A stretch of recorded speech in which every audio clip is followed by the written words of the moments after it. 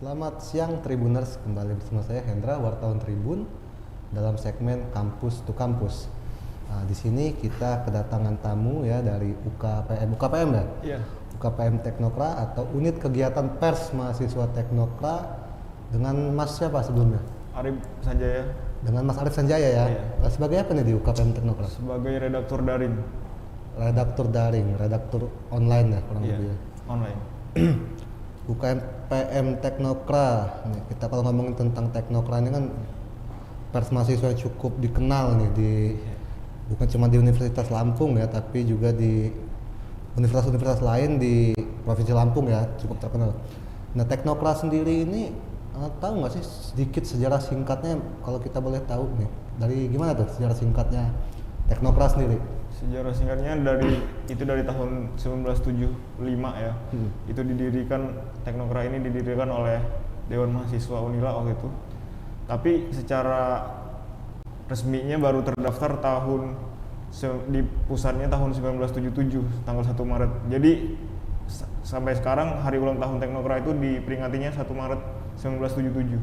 Jadi sekarang tahun ini udah 45 tahun. 45 tahun ya, sekelas pers mahasiswa ya. Iya. Tua juga ya, itu cukup tua ya. Untuk Teknokra sendiri ini, untuk Mas Andi sendiri, Arif ya, Mas Ya, Arif. Arif. Mas Arif sendiri ini angkatan berapa tadi? Angkatan tahun 2020. 2020 ya. Tahun 2020 juga berarti masuk di Teknokra ya. Saya masuknya 2021. Oh, 2021 masuknya. Kalau Teknokra itu jenjang pendidikannya gimana sih itu, Mas? Ya. Pelatihannya sampai ke taraf dia bisa sampai menjadi pengurus itu. Apa-apa yang harus dilalui itu di Teknokra itu? Kalau di Teknokra itu dipecah. Yang pertama kita masuk ke Teknokra itu magang dulu. Magang ini ya belajar dulu, belajar liputan, belajar nulis gitu. Itu mungkin selama 3-5 bulan gitu. Nah, kalau dirasa cukup dia bisa diangkat itu menjadi yang namanya di Teknokra ada 3 lapisan ya. Yang pertama top itu isinya pimpinan. Yang kedua middle itu seperti saya ini redakturnya. Yeah. Dan yang paling bawah itu yang baru-baru diangkat jadi pengurus itu kayak reporter, kamerawan dan macam-macamnya. Jadi abis magang, kalau magangnya sukses baru jadi bottom gitu. Tapi ada juga yang nggak sukses kan magang ya? Iya, ada mungkin nggak cocok gitu atau cocok ya, seleksi alam ya berarti Iya, ya. seleksi. Nah, berarti Mas udah ngelewatin itu semua dong ya? Ya baru nyampe middle sekarang. Middle ya. Nah, sekarang untuk terkait Teknokra ini kan dulu itu zaman saya kuliah juga nih terkenal bahwasanya cukup keras ya pendidikan, dalam artian lo kalau mau jadi wartawan banget nih di Teknokra lo rasain gitu. Iya. Apa benar kayak gitu tuh pendidikannya tuh? Iya, Dalam kita jalannya. berusaha untuk profesional ya, ya memang keras, memang agak keras juga sih caranya, mengkaderisasinya juga. Tapi itu untuk menumbuhkan loyalitas dan profesionalitasnya juga. Jadi orang itu reporter-reporternya juga dia bisa punya idealisme gitulah sebagai watchdog di kampus untuk mengawasi kinerja dari pimpinan kampus gitu. Untuk jalannya sendiri Teknokranya selain sebagai media informasi ya bagi mahasiswa, apa aja sih kegiatan yang biasa dilakukan untuk sumbangsi kepada Unila gitu Teknokra ini? Biasanya apa yang dilakukan gitu, Mas? Ya, kalau di Unila kita bagi-bagi majalah gitu, terbitan gitu. Terus kita juga selain ada majalah gitu, maksudnya cetak gitu, kita juga sering ngadain diskusi gitu, diskusi publik. Ya, kayak kemarin misalnya ada diskusi di daerah itu, diskusi film daerah gitu. Terus ada juga diskusi soal korupsi KPK kemarin, gitu. Terus kita juga sering menang penghargaan terbitan gitu kalau kita. Kalau untuk biasa terbitan yang diangkat gitu di Unila, misalnya kita contoh ambil di Unila tuh, biasanya isu-isu apa yang diangkat itu kalau untuk di Unila? Biasanya soal isu kemahasiswaan, isu kebijakan dari rektoratnya gitu. Kayak misalnya kemarin masalah pendanaan mahasiswa gitu kalau yang di tingkat Unila. Tapi nggak selamanya sih di Unila, juga kadang bisa juga dia ke regional juga liputannya itu. Regional maksudnya gimana tuh? Maksudnya ngeliput soal isu-isu di provinsi Lampung ini gitu. Oh, kayak jadi persoalan kayak gitu ya. Iya. Cuman sempet nggak nih dirasain ketika ngeliput terkait permasalahan di Unila nih, pihak-pihak yang diliput atau kita beritakan itu menolak dalam artian, oh jangan kayak gini gede gitu. Pernah nggak sih gituin? Itu sering Sering banget ya? gitu. Iya. Mereka marah atau ikut campur gitu di ke dalam internal redaksinya gitu. Tapi pihak teknokrat sendiri menyikapi itu gimana tuh? Ya kita kan tahu lah pers mahasiswa yang udah punya pengalaman lah ya dari lama, jadi udah tahu gitu nyikapin kayak gitu.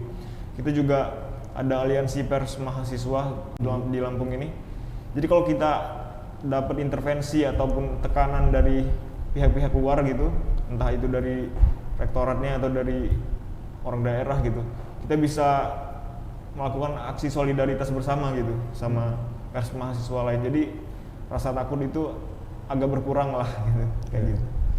Oh iya, untuk APM sendiri sekarang koordinatornya dari Teknokra ya kebetulan. Oh. Untuk APM nih, Aliansi Pers Mahasiswa Lampung nggak? Iya. Sejak kapan tuh Teknokra bergabung di APM, atau apa sih sumbangsihnya Teknokra di APM sendiri gitu? Ada nggak kira-kira, selain memang kan sekarang koordinator APM dari Teknokra ya? Iya.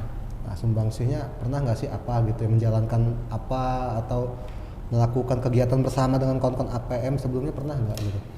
Ya, salah satu pendiri APM itu salah satunya dari orang Teknokrat juga dulu tahun 2011 kalau nggak salah. Dan sampai sekarang pun masih juga ngelakuin kegiatan-kegiatan bareng gitu sama APML, misalnya aksi solidaritas. Kayak kemarin tuh misalnya ada jurnalis di Surabaya kalau nggak salah ya, namanya Nur Hadi gitu. Oh iya, Nur Hadi jurnalis ya. Tempo itu kita sama koordinatornya juga kita nunjukin aksi gitu lah, nunjukin sikap gitu di media sosial. Kalau di pandemi ini mungkin agak berkurang ya intensitas kegiatannya karena ya masih daring gitu kalau di masa online gini. Kalau untuk hubungan sendiri gitu dengan kawan-kawan pers mahasiswa lain di Unila lah, contohnya kayak kan banyak tuh di fakultas-fakultas kayak pers mahasiswa lain.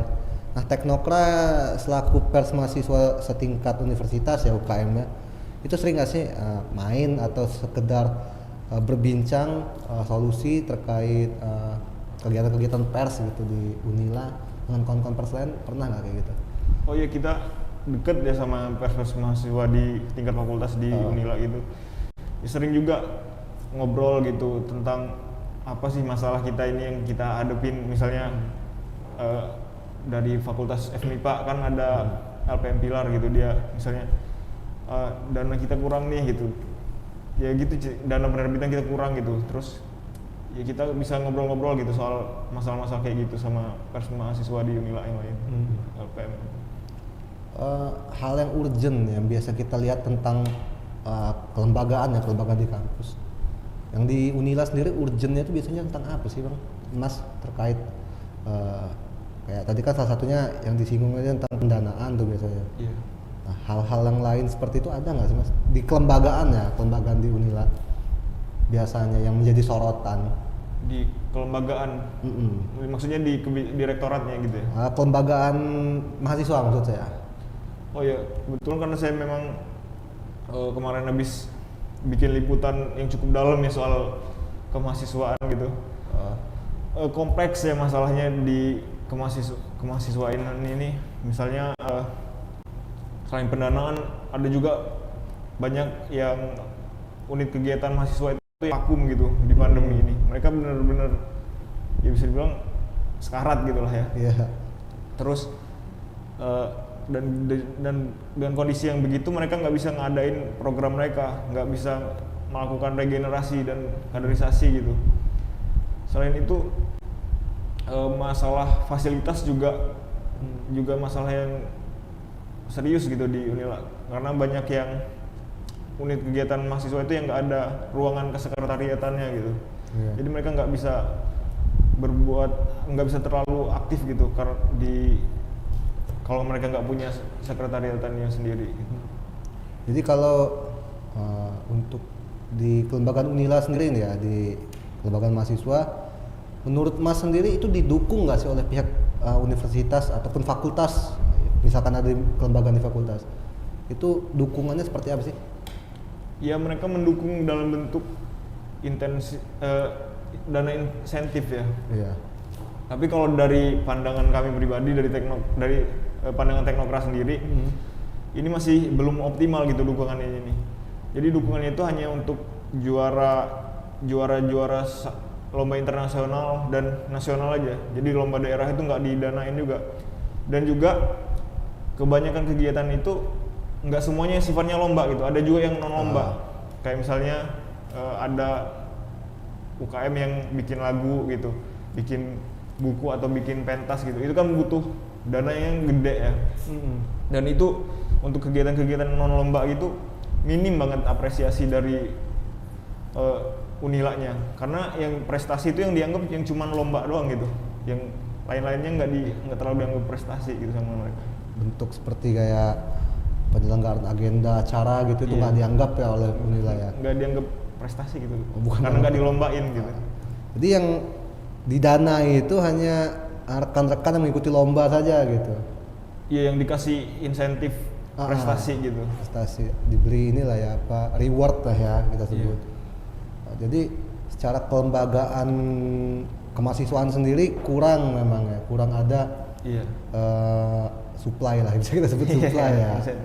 Nah, cuman kalau untuk dukungan secara apa bahasanya, dukungan secara moral gitu, misalkan Teknokra ingin mengadakan agenda apa gitu kan, oh ya udah silakan gitu, oh ya silakan, itu biasa ya kayak gitu ya. Sering, atau malah oh nggak usah ngadain acara ini, coba acara ini aja gitu. Oh sebentar. Oh ya. Kalau di gimana tadi Mas? Contoh kayak dukungan secara moral aja gitu kan. Misalkan Teknokra, Pak kami ingin mengadakan acara ini gitu. Oh ya udah monggo silakan kerjain aja gitu. Atau bahkan memberi intervensi misalnya kayak. Oh iya, pernah kayak gitu. Iya pernah sih kayak gitu. Kan Teknokra pernah juga nyelenggarain diskusi tahun 2020 itu nyelenggarain diskusi soal isu Papua gitu ya. Dan itu ya memang dari pihak Unilanya berusaha untuk batalin aja gitu, karena itu ada dari intervensi pemerintah juga udah ada gitu. Dan waktu saya ngobrol-ngobrol sama dari pejabat rektorat juga katanya ngapain sih peduli isu nasional sama luar, itu kan bukan masalah kita, mending diskusi soal Unila ini aja lah, jangan yang luar-luar aja katanya pejabat-pejabat Unila. Kalau itu hasil obrolan saya sama mereka gitu. Jadi disikapi oleh pihak Teknokra sendiri gimana kemarin terkait isu Papua itu?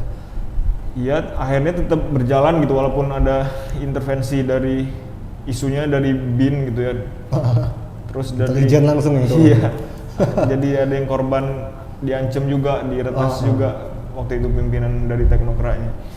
Jadi ya tapi nggak hilang nyalinya gitu, tetap jalan aja gitu. Walaupun harus ya juga pasti ada rasa ketakutan juga lah. Pasti. Tapi tetap jalan kok, nggak kalah gitu. Aman tapi ya tetap berjalan gitu aja kan. Seru juga tuh ya sampai intelijen yang turun. Tapi cuman itu ya isu itu aja yang kemarin sempat diwaspadai oleh Unila ya.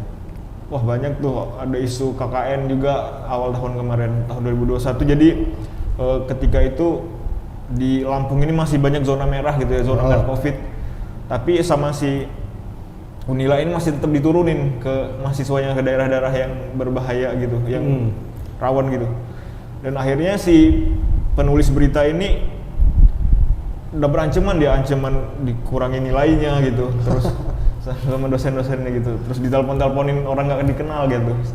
Oh sampai teror ke pribadi ya berarti ya, bukan lagi teror secara lembaga gitu ya. Iya. Serem juga berarti di Teknokra. Seperti udah kayak ini ya gitu ya, ada kayak media-media besar gitu ya rasanya ada intervensi.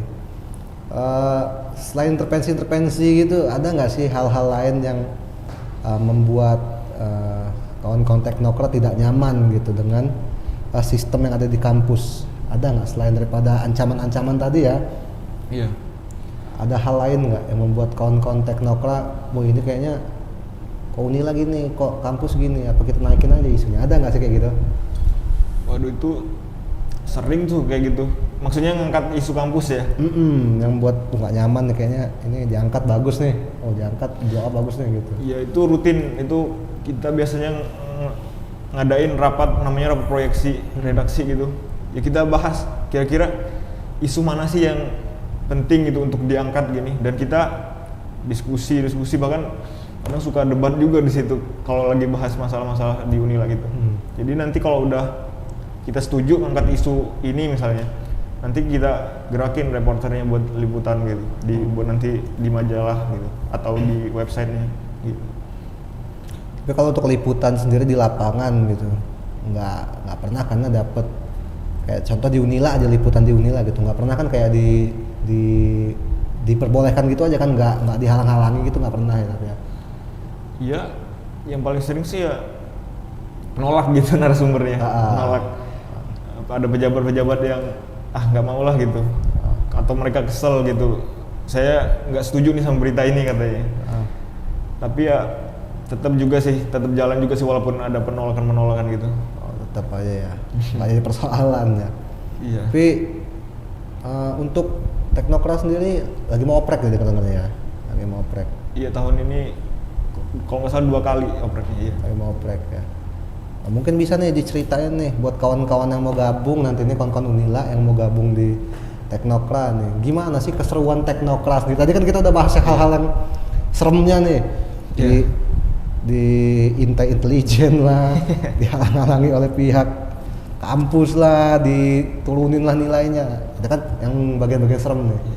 Nah, yang bagian-bagian menarik di Teknokra ini apa sih kira-kira biar kawan-kawan Unila ya khususnya ya mau nih join di Teknokra? Yang paling menarik sih ya petualangan sih kalau saya sebagai reporter gitu ya. Kita berpetualangan, kita bisa ketemu isu-isu, bisa ngelihat isu-isu penting gitu, bisa ketemu langsung sama orang-orang penting di Unila, terus bisa juga kalau kita lagi liputan gitu asik gitu, kalau kita liputan misalnya liputan konser gitu, liputan event-event gitu, dan itu kita belajar juga dari ketemu orang-orang yang hebat gitu, belajar. Terus di Teknokra juga kita bisa belajar misalnya editing gitu, belajar ngedit video, terus bikin majalah, layout majalah gitu. Jadi keseruannya di Teknokra ini selain petualangan, ruang belajarnya juga banyak banget, luas banget gitu di Teknokra. Kayak gitu sih kalau menurut saya dari pengalaman saya gitu. Untuk bidang-bidangnya sendiri ada apa aja di Teknokra itu? Bidangnya ada redaksi, kesekretariatan, divisi usaha, terus divisi penelitian dan pengembangan gitu. Dan iya begitu divisinya. Kalau biasanya kan kayak kawan-kawan apalagi mahasiswa-mahasiswa baru itu ngelihatnya, oh jadi wartawan, kayaknya gue pengen jadi fotografer lah nih. Iya. Ada nggak sih gitu bidangnya fotografi gitu di Teknokra sendiri? Iya, ada khusus posisi fotografer dan redaktur fotonya. Jadi kalau mau misalnya dia kurang cocok nih, dia nggak bisa nulis nih gitu, nggak bisa jadi reporter, akhirnya ya udah dia ditaruh lah di fotografer gitu, dia belajar fokus di fotografi gitu. Ada juga pelatihannya itu biasanya kalau kayak pelatihan fotografi atau teknik penulisan itu biasanya mendatangkan dari mana tuh narasumbernya ya, fasilitatornya biasanya yang didatangkan dari ya karena Teknokra punya banyak alumni yang kerja di media ya. Jadi banyak jurnalis alumni itu yang bisa dihadirin gitu buat ngajarin adik-adiknya ini. Terus ada juga pelatihan jurnalistik tingkat lanjut, kemarin kita ngadain gitu. Itu narasumbernya dari nasional juga, itu dari Tirto sama Tirto ID ya. Iya, Tirto ID sama jurnalisme data gitu, dari orang nasional juga gitu. Jadi saya pikir kalau pemateri kompeten lah kalau mau belajar. Kompeten ya kalau untuk di Teknokra ya. Oke, baik. Mungkin ada kesan-pesan yang ingin disampaikan kepada kawan-kawan yang nonton nih untuk lebih mendongkrak lagi bahwasanya Teknokra itu ini loh gitu. Ada nggak kira-kira? Ya kalau di Teknokra intinya kalau mau jadi pengawas kampus ya gabung Teknokra gitu. Kalau mau berpikir merdeka, ada slogannya tetap berpikir merdeka di Teknokra ini. Jadi kalau kita mau belajar berpikir merdeka, belajar berpikir kritis gitu, ya gabung Teknokra. Oke, gabung teknokrat kalau berpikir merdeka ya. Iya. Closing statement yang cukup baik dari Mas Arif. Untuk ada nggak slogan dari teknokrat sendiri apa? Kalau saya dulu kan di Republika, ya Republika Visip. Kalau Republika itu sekali terbit tetap terbit, pasti terbitnya mentari. Nah kalau dari teknokrat sendiri apa nih? Tetap berpikir merdeka. Tetap berpikir merdeka. Oke. Sekian Tribuners ya, wawancara singkat kita, bincang-bincang singkat kita siang hari ini dengan redaktur daring ya, redaktur daring dari Teknokrat, Mas Arif Sanjaya. Coba Mas, kita slogan dulu Teknokrat tadi. Gimana? Tetap berpikir merdeka. Tetap berpikir merdeka. Sekian, selamat siang. Saya Hendra, pamit undur diri. Nantikan segmen Kampus to Kampus di Jumat berikutnya. Terima kasih. Wassalamualaikum warahmatullahi wabarakatuh.